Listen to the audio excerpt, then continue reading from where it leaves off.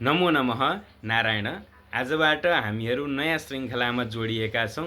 यो टिकटक फेसबुकको माध्यमबाट छोटो दैनिकी एउटा हजुरहरूलाई ज्ञानको लागि होस् भन्ने हेतुले मैले यो भिडियो बनाउन थालेको छु। र यो श्रृङ्खला कस्तो भने श्रीमद् भागवत महापुराणमा प्रयोग गरिएका 28वटा छन्दहरू छन्। मैले प्राप्त गरे अनुसार ती छन्दहरूका लक्षण र भागवतमा कहाँनिर त्यो प्रयोग गरिएको छ, कुन श्लोक छ, त्यो श्लोकसहित म हजुरहरूलाई पस्किनेछु। र यदि हजुरहरूले 28वटा भन्दा धेरै छन्द प्राप्त गर्नुभएको छ भने त्यो पनि मलाई जानकारी गराउनु होला।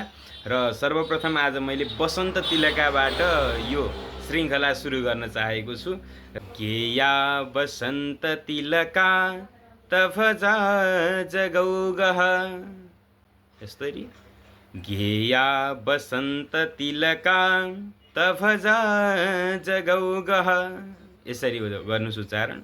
यो बसन्त तिलका प्रयोग गरिएको एउटा उदाहरण छ। यम प्रव्रजन्त भन्ने श्लोक एकदमै चर्चित श्लोक छ। यसलाई कसरी उच्चारण गर्नुपर्छ आउनुहोस् सँगै उच्चारण गरौँ। ओम यम प्रव्रजन्तमनुपेतमपेतकृत्यं द्वैपायनो विरहका तर आजुहाव। फेरि यम प्रव्रजन्तमनुपेतमपेतकृत्यं द्वैपायनो विरहका तर आजुहाव। पुत्रेति तन्मयतया तरवोऽभिनेदुस् तं सर्वभूतहृदयं मुनिमानतोऽस्मि। फिर एकचोटि यम प्रव्रजन्तमनुपेतमपेतकृत्यं द्वैपायनो विरहकातर आजुहाव।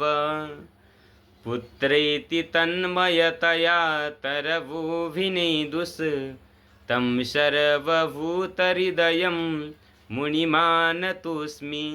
यसरी यो बसन्त तिलकाको छन्दलाई उच्चारण गर्नुपर्छ। र हजुरहरूले बसन्त तिलकाका अन्य कुनै श्लोकहरू पनि प्राप्त गर्नुभएको छ भने कमेन्ट गर्न सक्नुहुनेछ। हस्त, धन्यवाद।